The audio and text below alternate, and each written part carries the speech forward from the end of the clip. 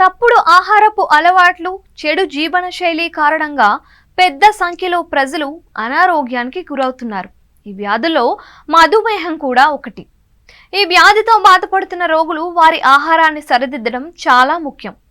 మీరు diabetic patient అయితే మీరు సరైన ఆహారాన్ని ఎంచుకోవడం చాలా అవసరం.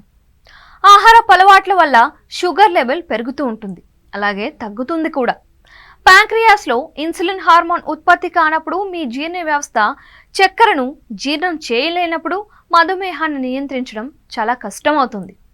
ఈ కారణంగా మీ షుగర్ లెవెల్స్ను నియంత్రించడానికి తీసుకోవాల్సిన ఆహారపు అలవాట్ల గురించి ఒకసారి తెలుసుకుందాం. బెండకాయ తీసుకోవడం వల్ల శరీరంలో ఇన్సులిన్ ఉత్పత్తి అవుతుంది. దీని విత్తనాలు ఆల్ఫా గ్లూకోసిడేస్ ఇన్హిబిటర్లతో నిండి ఉన్నాయి. ఇవి స్టార్చ్ను గ్లూకోజ్గా మార్చడాన్ని నిరోధిస్తాయి. ఈ కూరగాయ తీసుకోవడం వల్ల మీకు ఖచ్చితంగా మేలు జరుగుతుంది. అలాగే రోజు బెండకాయ వాటర్ తీసుకోవడం వల్ల కూడా షుగర్ అదుపులో ఉంటుంది. కాకరకాయలో విసిన్, పాలీపెప్టైడ్ పి వంటి మూలకాలు ఉంటాయి. మీరు పొట్లకాయను టీ, రసం లేదా కూర రూపంలో కూడా తీసుకోవచ్చు. దీని వినియోగం శరీరంలో ఇన్సులిన్ ఉత్పత్తిలో సహాయపడుతుంది.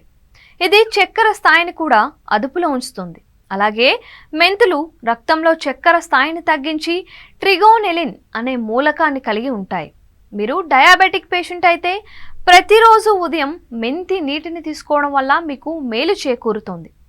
పాలకూర, క్యాబేజ్, మెంతులు, బీట్రూట్ వంటి పచ్చి కూరగాయలను తరచూ తీసుకుంటూ ఉండాలి. పాలకూర, క్యాబేజ్, మెంతికూర, బీట్రూట్ మొదలైన ఆకుకూరలు ఫైబర్తో నిండి ఉంటాయి. వాటి గ్లైసెమిక్ ఇండెక్స్ కూడా చాలా తక్కువగా ఉంటుంది. అదనంగా వాటిలో అనేక రకాల యాంటీ ఆక్సిడెంట్స్ ఉంటాయి. ఇవి రక్తంలో చక్కెరను నియంత్రించడంలో సహాయపడతాయి. మొరింగా అంటే మునగ, అదొక సూపర్ ఫుడ్.